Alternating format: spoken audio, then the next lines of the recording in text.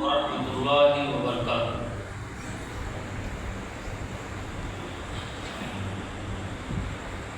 یہ چمدنا مانگ رسید کٹوانے نہیں بیٹھا ہوں، سلام کرتا ہوں۔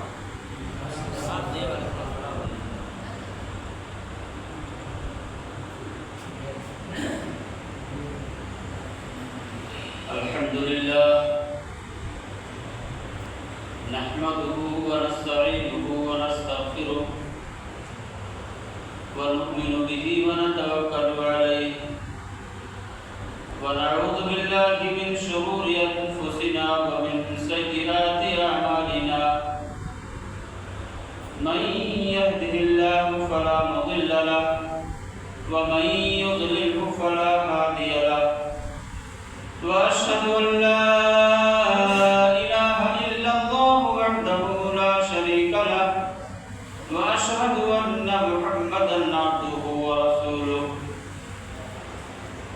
يا ايها الذين امنوا اتقوا الله حق تقاته ولا تموتن الا وانتم مسلمون يا ايها الناس اتقوا ربكم الذي خلقكم من نفس واحدة وخلق منها زوجها وبث منهما رجالا كثيرا ونساء واتقوا الله الذي تساءلون به والأرحام إن الله كان عليكم رقيبا يا أيها الذين آمنوا اتقوا الله وقولوا قولا سديدا يصلح لكم أعمالكم ويغفر لكم ذنوبكم ومن يطع الله ورسوله فقد فاز فوزا عظيما أما بعد فإن أصدق الحديث كتاب الله وخير الهدي هدي محمد صلى الله عليه وسلم قال الله عز وجل أعوذ بالله السميع العليم من الشيطان الرجيم بسم الله الرحمن الرحيم إن الله يأمر بالعدل والإحسان وإيتاء ذي القربى وينهى عن الفحشاء والمنكر والبغي يعظكم لعلكم تذكرون سبحانك لا علم لنا إلا ما علمتنا إنك أنت العليم الحكيم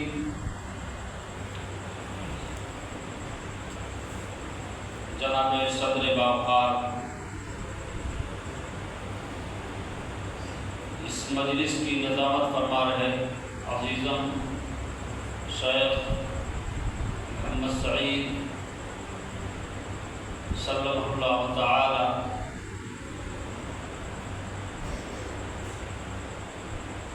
سامنے تشریف فرما، میرے بہت ہی قابل قدر بھائیوں، بزرگوں، نوجوانوں، عزیز بچوں، کل حمد اللہ کے لیے ہے۔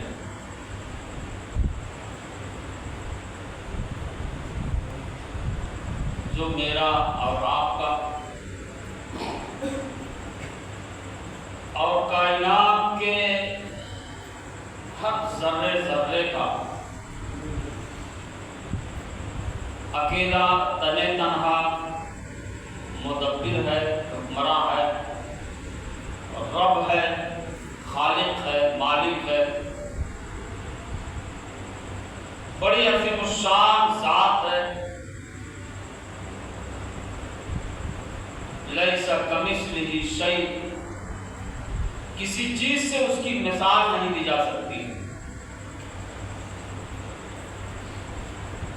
اس کی تعریف آپ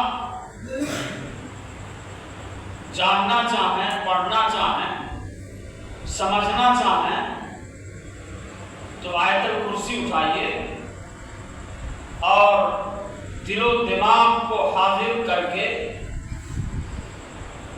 اپنے علم میں وسعت دیجیے اور اللہ رب العالمین کی معرفت کو حاصل کرتے جائیے، لذت آشنا بنتے جائیے اللہ رب العالمین کی ذات کے۔ آیت الکرسی میں عجیب و غریب آیت کریمہ معرفت الہی کے رموز اس آیت کریمہ میں آپ کو ملیں گے۔ اللہ، یہیں سے شروع ہے آیت کریمہ، اللہ، اس کے بعد کیا ہے؟ اس کے بعد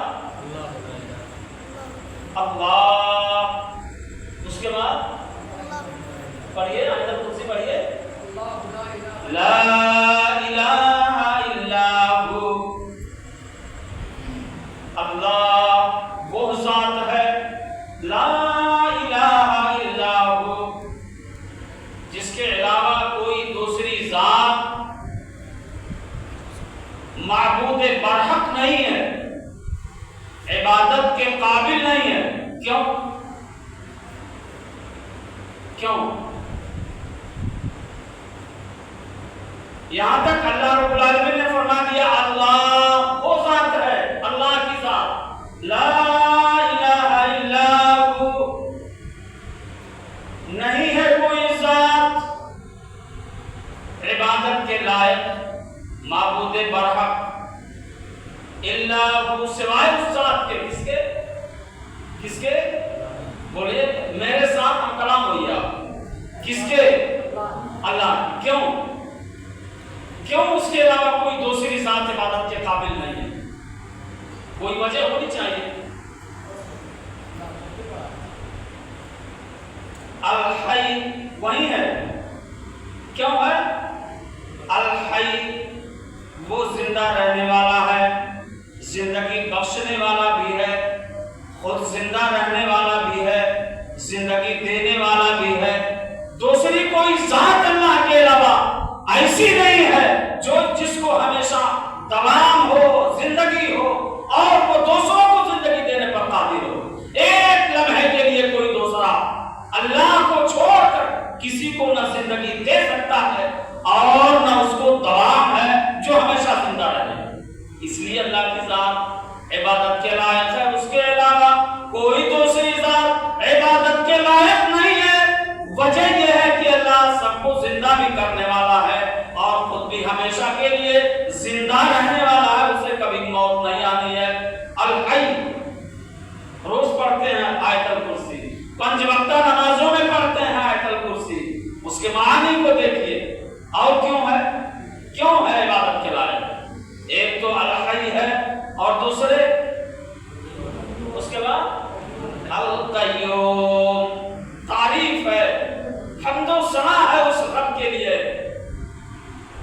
جو استحکام بخشنے والا ہے۔ استحکام توانائی بخشنے والا ہے، مضبوطی بخشنے والا ہے۔ کس چیز کو؟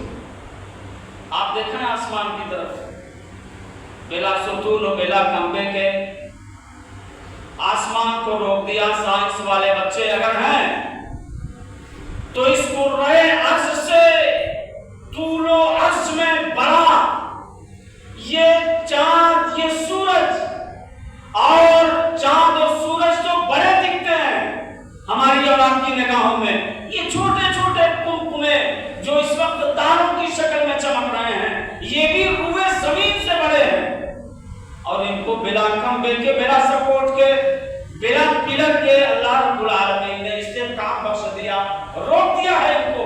جن کو جہاں کر دیا وہ اپنے اپنی خدمتوں پر لگے ہوئے ہیں۔ القیوم عبادت کے لائق اللہ کی ذات ہے، تو کیوں؟ وہ الحی ہے، وہ بولیے سوال ملے گا آپ کو، آپ بولیں گے قرآن کی آیت کا ترجمہ۔ اور کیوں؟ اور کیوں؟ القیوم، 2 صفتیں ہوئی، اس کے بعد کیا ہے؟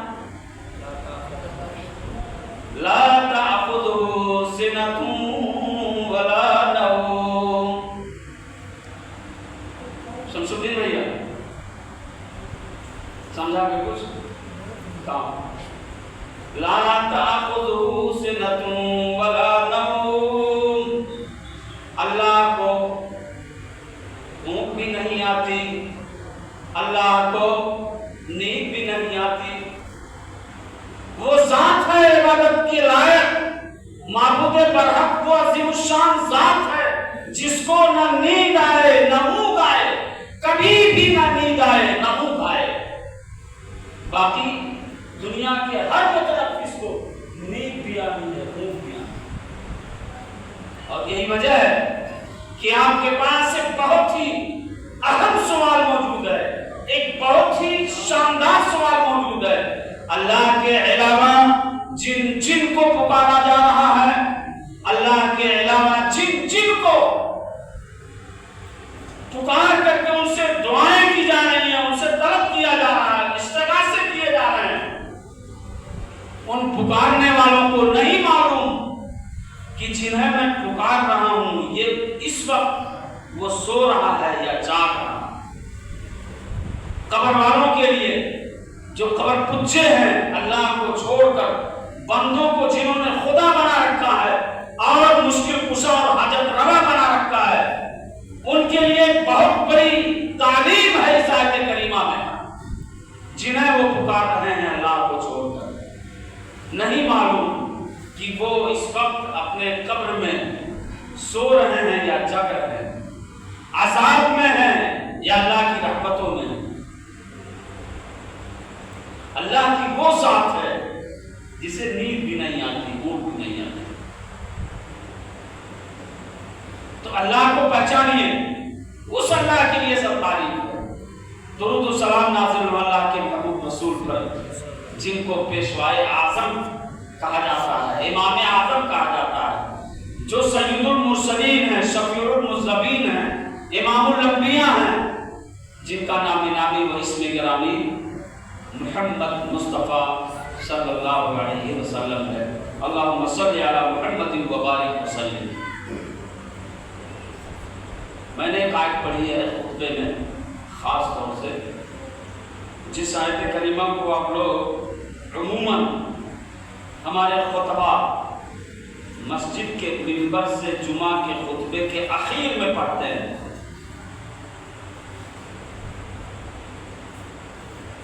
वो कौन सी आयत है जिसको मैंने अभी पढ़ी है? आप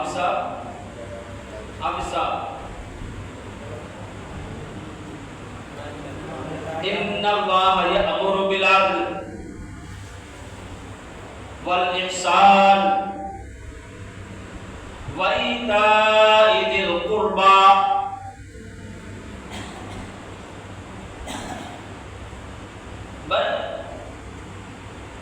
खुतबे जुमा के लिए नमाज फजर के बाद मौजू के लिए परेशान था कि आज के खुतबे में कौन सा मौजू है। गुज़िश्ता हफ्ते में अचानक अल्लाह रब्बुल आलमीन ने ये आयत ज़बान पर ला दिया।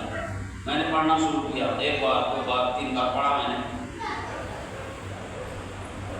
मैं सोचने पर मजबूर हुआ कि इस आयत करीमा को हर खुतबे में खुतबा के पढ़ने का मकसद क्या है।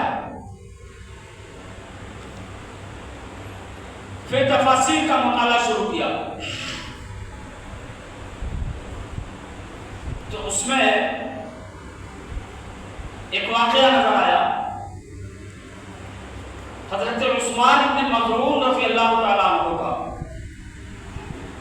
उस्मान इब्न मज़ऊन सहाबी हैं और इब्तिदाए इस्लाम में, इब्तिदाए नबूवत में इस्लाम में दाखिल होने वाले असहाब में से एक है उस्मान इब्न मज़ऊन। 13वां या 14वां नंबर है सहाबा में इनका।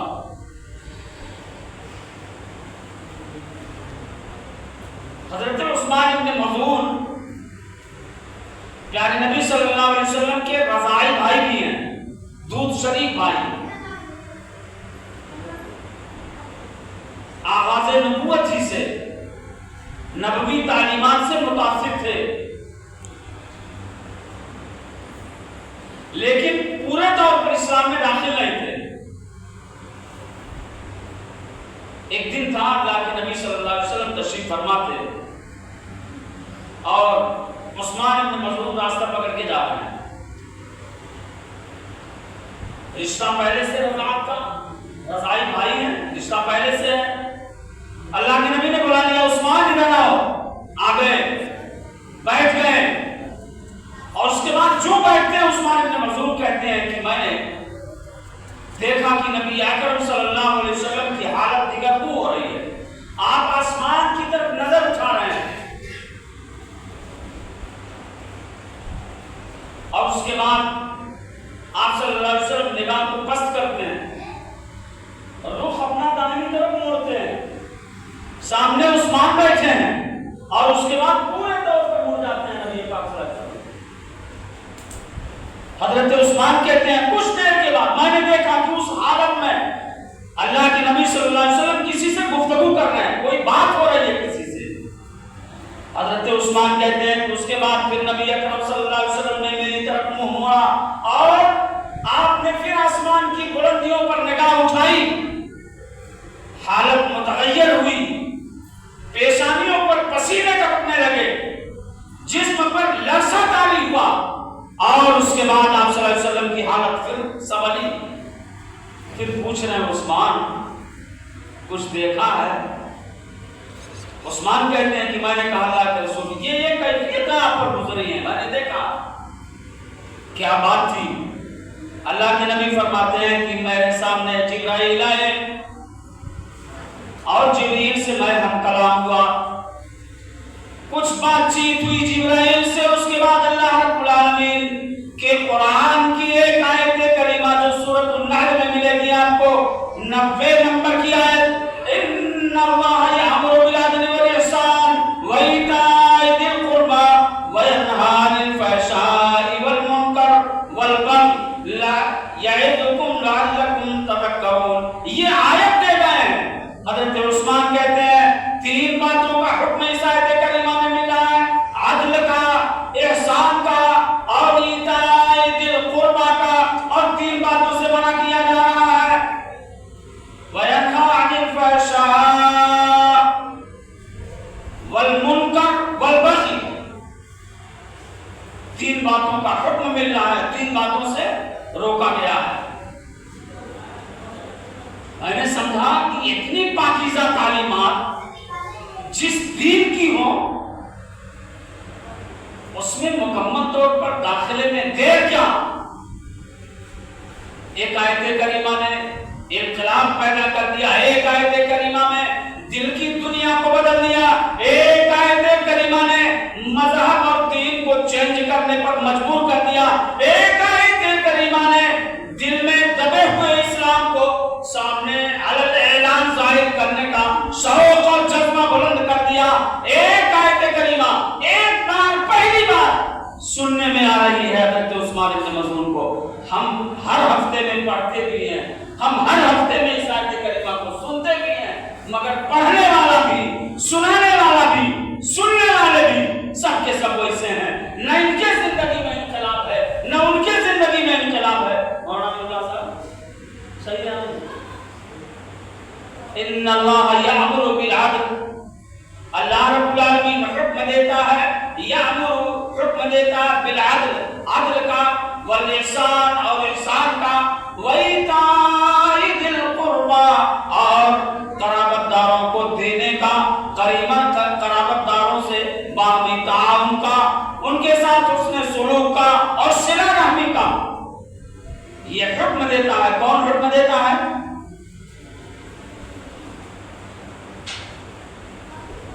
حکم کس کی طرف سے ملا؟ اللہ کی طرف سے ملا. ان اللہ یامر بالعدل والاحسان وایتاء ذی القربى. عدل، ابھی تک میں نے سمجھا تھا کہ عدل لوگوں کے درمیان انصاف کرنے کا نام ہے، لیکن حضرت عبداللہ بن عباس رضی اللہ عنہما صحابہ میں قرآن کے مفسر، ان کی تعلیمات کی روشنی میں، ان کے اقوال کی روشنی میں عدل کا مفہوم لا الہ الا اللہ، لا الہ الا اللہ کی گواہی دینا یہ عدل ہے۔ شرک کو ترک کر دینا یہ سب سے بڑا عدل ہے۔ اپنے خالق و مالک، رازق، پالنہارا اور رب العالمین، وہ جس نے آپ کے سر کو سر بلند فرمایا، اپنی مخلوقات میں کچھ جانوروں کو، کچھ نفس والوں کو اللہ تعالیٰ نے جھکا ہوا بنا دیا، جو ہمیشہ پوری زندگی جھکنے پر مجبور ہے، وہ سیدھے کھڑے نہیں ہو سکتے، اور کچھ متنفسوں کو اللہ نے زمین پر لگا دیا جو کھڑے نہیں ہو سکتے، جو جھک نہیں سکتے۔ اور اللہ تعالیٰ نے وَلَقَدْ كَرَّمْنَا بَنِي آدم، اس آدم کی اولاد کو اللہ نے عزت بخشی، اس کو فضیلت بخشی، اس کو کھڑا کر دیا، اس کے سر کو بلند کر دیا، اور یہ جھک بھی سکتا ہے، لیٹ بھی سکتا ہے، یہ اپنی پیشانی کو اپنے خالق کے سامنے رگڑ بھی سکتا ہے، اپنی پیشانی کو جھکا بھی سکتا ہے، یہ کھڑے کھڑے قیام بھی کر سکتا ہے۔ اس مخلوق کو اللہ نے عزت بخشی۔ اللہ نے کہا وَلَقَدْ كَرَّمْنَا بَنِي آدم۔ تو سچا عادل وہ ہے جو اپنے خالق و مالک کی عبادت کو تسلیم کر لے اور اس کی عبادت میں کسی کو شریک نہ کرے، وہ سب سے بڑا عادل ہے، اور ایسا کرنے والا سب سے بڑا عادل ہے۔ اور حضرت عبداللہ بن عباس رضی اللہ عنہ فرماتے ہیں احسان کیا ہے؟ احسان یہ ہے کہ فرائض کو نبوی طریقے کے مطابق ادا کر لینا، اور بعض مفسرین کے ہاں احسان کا مطلب یہ ہے اللہ کی عبادت اس انداز میں بجا لانا کہ میں اپنے رب العالمین کو دیکھ رہا ہوں، یہ احسان ہے۔ میرے بھائیوں بزرگوں، توجہ چاہتا ہوں، بیچ میں چہل قدمی نہ کریں تو بہتر ہوگا۔ میں دو تین احادیث اللہ کے نبی صلی اللہ علیہ وسلم کی بڑی چنی ہوئی آپ کے سامنے رکھتا ہوں۔ ایک صحابی ہیں حضرت ابو ایوب انصاری، نام سب نے سنا ہے، جس نے کچھ بھی تعلیم حاصل کی ہے وہ اس نام سے واقف ہے، ابو ایوب انصاری رضی اللہ تعالیٰ عنہ۔ پیارے نبی صلی اللہ علیہ وسلم ہجرت فرما کر مکہ سے مدینہ پہنچتے ہیں تو بڑے احساس کی بات تھی ابو ایوب انصاری کے لیے۔ وہ کیا؟ بڑی عزت ملی ابو ایوب کو، کس بات کا؟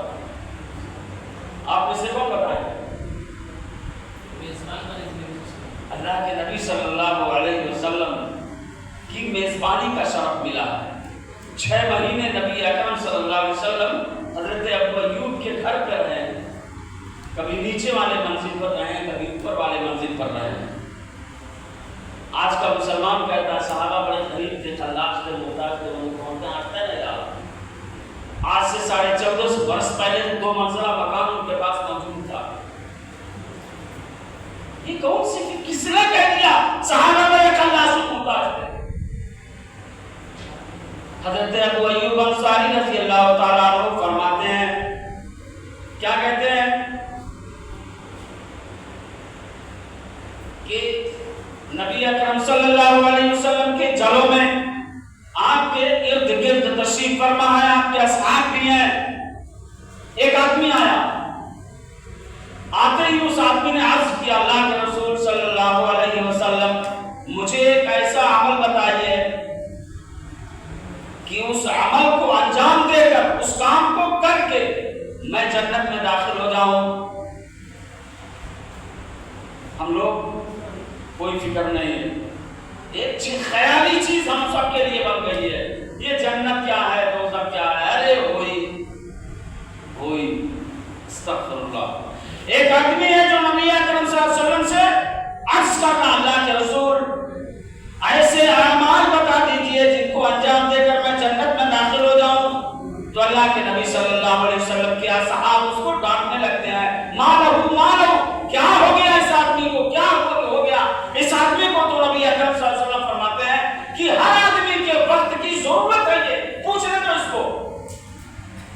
بخاری شریف کی روایت ہے 1396 نمبر کی، حضرت ابو ایوب انصاری کہتے ہیں اس کے بعد نبی اکرم صلی اللہ علیہ وسلم نے ارشاد فرمایا، کیا فرمایا کہ جنت چاہتے ہو؟ ہم میں سے کون مسلمان ہے جو جنت نہیں چاہتا؟ اسی جنت کے حصول کے لیے تو زندگی میں جو کچھ ہو پاتا ہے کم بیش کی عبادت بھی کرتے ہیں اور روزے بھی رکھتے ہیں، صدقہ خیرات بھی کرتے ہیں۔ اسی جنت کو پانے کے لیے مرنے کے بعد ہمارے رشتہ دار ملنے جلنے والے اقرباء اکٹھے ہو کر دعا کرتے ہیں کہ اللہم ادخلہ الجنہ، اسی جنت کے لیے۔ تو ایک آدمی نے سوال کیا، اللہ کے رسول جنت میں جانا چاہتا ہوں، اعمال بتائیے۔ اللہ کے رسول فرماتے ہیں جنت میں جاؤ گے، دیکھو جنت میں جانے کے لیے یہ اعمال ہے، انہیں بتا لاؤ۔ ان میں سے سب سے پہلا کیا ہے؟ تعبد اللہ، تعبد اللہ، کیا مطلب؟ اللہ کی عبادت کرو۔ پہلا جنت چاہتے ہو اللہ کی عبادت کرو۔ ولا تشرکوا بہ شیئا، اس کے ساتھ کسی کو شریک نہ کرو۔ ایک بات ہوئی ہے۔ دوسری کیا ہے؟ وتقیموا الصلاۃ، نماز قائم کرو۔ تعبد اللہ، اللہ کی عبادت کرو۔ وتقیموا الصلاۃ، نماز ادا کرو۔ عجیب معاملہ ہے، نماز عبادت نہیں ہے بھیا، نماز عبادت نہ ہو، نماز عبادت ہے اللہ کی۔ اللہ نے پہلے ہی، اللہ کے رسول نے کہہ دیا کہ تعبد اللہ، اللہ کی عبادت کرو، اس کی عبادت میں کسی کو شریک نہ کرو۔ پھر الگ سے کہا جا رہا ہے تقیموا الصلاۃ، نماز قائم کرو۔ جی بھیا، عبادات میں بہت سارے دین کے امور ہیں جن کو انجام دینے میں دے دینا یہ عبادت۔ آپ کا یہاں بیٹھنا بھی عبادت ہے، آپ کا کلمہ حق زبان سے ادا کر دینا یہ بھی عبادت ہے، آپ کا بھلی باتوں کا حکم دینا یہ بھی عبادت ہے، بری باتوں سے روک دینا یہ بھی عبادت ہے، آپ کا شریعت کے مطابق پیشاب اور پیخانہ کرنا وہ بھی عبادت ہے، آپ کا اپنی بیوی سے اختلاط اور میل جول بھی شرعی قانون اور اصول اور ضابطہ کے مطابق یہ بھی عبادت ہے۔ تو عبادات میں بہت سارے اعمال ہیں، مگر ان عبادات میں ایک اہم عبادت الصلاۃ ہے جو معاف ہونے والی نہیں ہے۔ اس لیے اللہ کے رسول صلی اللہ علیہ وسلم نے اس کو الگ سے فرمایا وتقیموا الصلاۃ، نماز قائم کرو۔ ایک ٹائم پڑھ لیا، دوسرا ٹائم کا ہے، یہ ہمارو حال یہ ہے، تمہارو حال یہ ہے۔ مکی صاحب کا وہی حال ہے، مدنی صاحب کا وہی حال ہے، اثری صاحب کا وہی حال ہے، فیضی صاحب کا وہی حال ہے، مولوی صاحب کا وہی حال ہے، اور جاہر صاحب کا بھی وہی حال ہے، عامی صاحب کا بھی وہی حال ہے، ان پڑھ صاحب کا بھی وہی حال ہے۔ میں نے آپ کو کہنے لائق ہوں، آپ مجھے کہنے لائق ہیں، عجب اتفاق ہے۔ ابھی آج کی بات ہے، افسوس کی، مولانا شمیم صاحب مدنی کے ساتھ بیٹھا ہوا تھا، وہ مبارک پور کے ایک علم عالم، مدنی عالم کے تعلق سے بات کرنے لگے اور بتانے لگے کہ وہ مدنی صاحب نے تقریباً 250-300 صفحے پر مشتمل ایک کتاب لکھی ہے، حقوق الوالدین، اور اس کے بعد اس پر تقریض لکھنے کے لیے شمیم مدنی صاحب کو دیا۔ ایک دن گزر گیا، 2 دن گزر گیا، 3 دن گزر گیا، تو مولوی صاحب نے جنہوں نے کتاب لکھا تھا انہوں نے کہا یار شمیم بھائی آپ نے تقریض لکھا نہیں۔ ایک بار ٹھوکا، 2 بار ٹھوکا، شمیم مدنی صاحب کہنے لگے کہ میں 2-3 بار کے اس آدمی کے پوچھنے پر مجبور ہو کر کے یہ عرض کیا کہ فلاں صاحب میرے سمجھ میں بات آتی نہیں ہے، آپ نے والدین کے حقوق پر 250 سے 300 صفحے پر کتاب لکھ ڈالی ہے، اچھی بات ہے، لیکن 18 سال سے میں اور آپ دونوں لوگ ساتھ میں ہیں، 18 سال سے آپ کا رابطہ اپنے ماں باپ سے نہیں ہے، آپ ماں باپ سے نہیں بولتے، سلام دعا نہیں کرتے، فون پر بات نہیں کرتے، اور آپ نے والدین کے حقوق پر کتاب لکھ ڈالی ہے۔ استغفر اللہ، میں کون سی تخلیص لکھوں اس پر؟ افسوس کی بات ہے. تو اللہ کے نبی صلی اللہ علیہ وسلم نے فرمایا جنت چاہتے ہو تو تقیم الصلاۃ، پابند صلاۃ کرو، وتؤتی الزکاۃ، زکات ادا کرو، وتصل الرحم، صلہ رحمی کرو، رشتوں کا پاس و لحاظ کرو، رشتوں کا احترام کرو، رشتوں کا احترام بہت ضروری ہے. رشتوں کا احترام.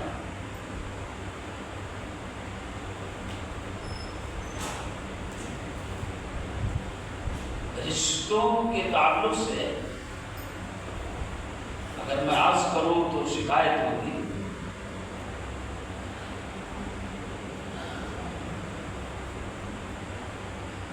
بہت ظلم ہو رہا ہے، بہت ظلم ہو رہا ہے. ماں باپ پر ظلم، ماں باپ کی طرف سے اولاد پر ظلم، بھائی بہن پر ظلم، بہن کا بھائی پر ظلم، رشتوں کے تعلق سے، شادی بیاہ میں ظلم، لین دین میں ظلم.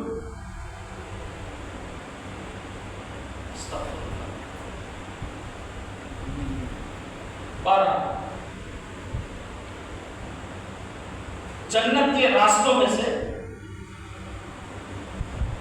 آپ نے سن لیا تعبد اللہ، اللہ کی عبادت کرو، اس کے ساتھ کسی کو شریک نہ کرو، اور نماز قائم کرو، زکات ادا کرو، رشتوں کا پاس و لحاظ کرو. رشتوں کا پاس و لحاظ ہی ہے کہ ایک رشتہ جوڑنے کے لیے اپنے اس نئے ہونے والے رشتہ دار کی چمڑی ادھیڑ دی جاتی ہے، اس کے کھیتیاں بیچوا دی جاتی ہیں، اس کو مانگنے پر سودی رقم لینے پر مجبور کر دیا جاتا ہے. یہ رشتوں کا پاس و لحاظ ہے. بیٹے کی شادی کرتے ہیں، جہیز کا مطالبہ ہوتا ہے، اور جہیز کے مطالبے میں قطعاً یہ نہیں دیکھا جاتا کہ ہمارا یہ پرانا رشتہ دار جو ہمیں اپنی بچی دے رہا ہے اس کی حالت ذات کیا بنے گی. اس میں میں بھی شامل ہوں، آپ بھی شامل ہوں، بڑھ کے مولانا بھی شامل ہیں جو اس ظلم میں برابر کے شریک. ہاں کچھ ایسے اللہ والے بھی ہیں جن کے ہاں اخلاص ہے. ایک صحابی ہیں حضرت عبد الرحمن بن عوف، عشرہ مبشرہ میں سے. بات جلدی ختم کرتا ہوں. عشرہ مبشرہ 10 ایسے صحابہ جنہیں دنیا میں جنت کی بشارت مل چکی ہے. ایک نہیں کئی بار زبان فیض رسالت سے انہیں یہ مزدہ جافزہ ملی ہوئی ہے، فلاں جنتی فلاں جنتی فلاں جنتی فلاں جنتی. انہیں میں عبد الرحمن بن عوف فرماتے ہیں کہ میں نے رسول اللہ صلی اللہ علیہ وسلم کو فرماتے ہوئے سنا کہ ان اللہ قال اللہ، اللہ نے فرمایا ان اللہ، میں اللہ ہوں، وانا الرحمن، اور میں رحمان ہوں، خلقت الرحیم، میں نے رشتوں کو پیدا کیا، میں نے رشتوں کو پیدا کیا. اور وشققت لها من اسمی، میں نے اپنے نام کے ساتھ اس کو جوڑ لیا الرحمن الرحیم، اور اسی سے مشتق الرحیم بھی ہے. تو اللہ کے رسول صلی اللہ علیہ وسلم نے فرمایا کہ اللہ نے کہا میں نے رشتہ کو، رحیم کو رحمان اور رحیم سے جوڑ لیا ہے. فمن وصلها، جس نے رشتوں کو جوڑا اس کو میں جوڑوں گا، اور جو رشتوں کو کاٹے گا اس کو میں کاٹوں گا. پاسداری بہت ضروری ہے رشتوں کی. اسی آیت کریمہ میں ان اللہ یامر بالعدل والاحسان وایتاء ذی القربى، آگے فرمایا وینہی عن الفحشاء، فحشاء برائیوں سے، بے حیائیوں سے اللہ نے تمہیں روک دیا ہے. وینہی منع کرتا ہے، اللہ روکتا ہے تمہیں. الفحشاء والمنکر، بے حیائیوں سے، منکرات سے. بے حیائیوں کا عالم یہ ہے کہ مسلمان شادی سے پہلے اپنی جوان بیٹی کو موبائل دے کے بیٹھا. بے حیائی کا عالم یہ ہے کہ نوجوان شادی سے پہلے لڑکے اور لڑکیاں رات میں 10-10, 12-12, 1-1 بجے رات تک محو گفتگو ہے. نماز کا مطلب ہے, نماز کا مطلب ہے. اور تب تک ہمارے بہنی ہو, ہمارے بابو ہو, جب تک وہ ناک کاٹ کر چاہے بھگا کے اپنے گھر لے آئے, چاہے عزت و ناموس بیچ کر کسی کو لے کے فرار ہو جائے, تب آخر ہماری کھلتی ہے کہ یار ہم نے بہت غلط کیا. کبھی ہم نے ریڈنگ نہیں کی اپنی اولاد میں, کبھی توجہ نہیں دیا ہم نے اپنے بچوں پر. رات میں کیا کرنا ہے, موبائل لے کے ہمارے بچے. بے حیائیوں کا عالم یہ ہے کہ دعوت نصارہ ہر آن ہر وقت موجود ہے موبائلوں پر. بے حیائیوں کا آپ قرآن کریم کی تلاوت کرنا اور کرنا چاہو اور اس کے لیے قرآن کریم کا ایپ کھولو تو آپ کو قرآنی آیات نظر آنے سے پہلے آپ کو بے حیا بے شک تصویریں نظر آئیں گی. یہ مجبوری ہے. شیطان نے عام کر دیا ہے فحش کو اور بے حیائی کو, اور اللہ رب العالمین نے اس سے روکا ہے. وَيَنْهَا عَنِ الْفَحْشَاءِ وَالْمُنكَرِ. بے حیائی کے کپڑے اپنے بچوں کو خرید کر ہم لا کے دیتے ہیں, اور اگر ہماری بچیاں بے حیائی اور بے پردگی کے کپڑے استعمال کرتے ہیں تو باپ کو یہ دیکھنا چاہیے میں نے تو لا کر نہیں دیا, اس بچی کو یہ ملا تھا. اگر اس نے پہن رکھا ہے, اگر یہ اس لباس میں ہے تو میں تو لانے والا تھا, میں لایا نہیں, اس کو ملا کہاں. وَيَنْهَا عَنِ الْفَحْشَاءِ وَالْمُنكَرِ. میرے بھائیو اور بزرگوں, اللہ رب العالمین کے قرآن کی آیت 4 وجہ اس تعلق سے آپ کو ملیں گی کہ یا الذین آمنوا لا تتبعوا خطوات الشیطان. اسی طرح سے اللہ رب العالمین نے فرمایا کہ اتل ما اوحی الیک من الکتاب واقم الصلاۃ ان الصلاۃ تنہی عن الفحشاء والمنکر. کتاب کی تلاوت کرو, جو پڑھی ہوئی ہے اس کتاب سے ذرا تلاوت کرو, پڑھو. کہ